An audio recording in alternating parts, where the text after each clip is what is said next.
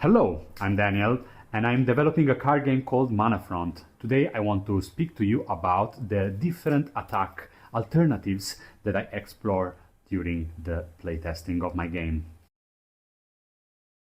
I experimented with three main modes. The first one was the most classic. Only the units on the front lane can attack, and they can attack the unit on the other front lane. The other front lane needs to be empty before they can attack the other player. But then, with some playtesting, I decided that was a bit too simplistic.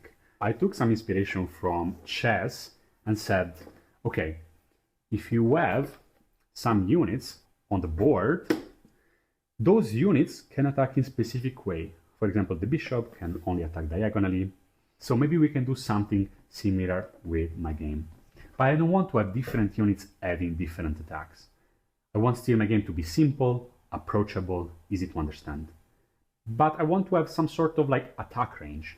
And to do that, I came up with two ways of doing that. The first one is what I call trident.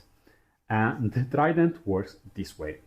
So basically you have one unit, and that unit can attack either the unit in the same column as them, or the one adjacent to them. If you are in the center, basically you can attack more or less everything. But if you are on the side, you can only attack that side, the center, but not the other side of the board. So it's limiting, but it plays with positioning in some sort of restricted way, but still easy to understand. These had some tiny bit of problem in a sense that it was not extremely intuitive. So for example, if you had a unit that was placed in front of your attacking unit, you could also attack the one in the back of an adjacent position. And that was not super clear for people that were playtesting my game. What I settled up with was apparently the most simple, and the things that in the beginning was a bit frustrating, and we'll explain why, which is the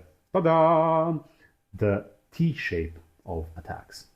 So basically in this T shape, the units can attack all the column in front of them and also the unit in the front lane adjacent to their positions.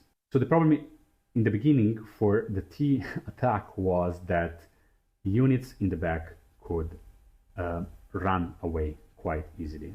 Here, defense is actually working quite in a different ways compared to the trident. The units in the back can only be attacked from the unit that is straight in front of them in the enemy front lane.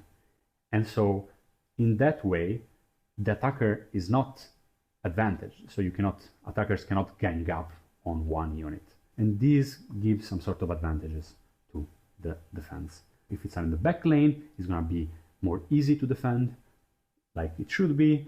And in the attack lane, in the front lane, they are going to be harder to defend because they can be attacked from different units, but they can also help other attackers to attack the enemy front lane.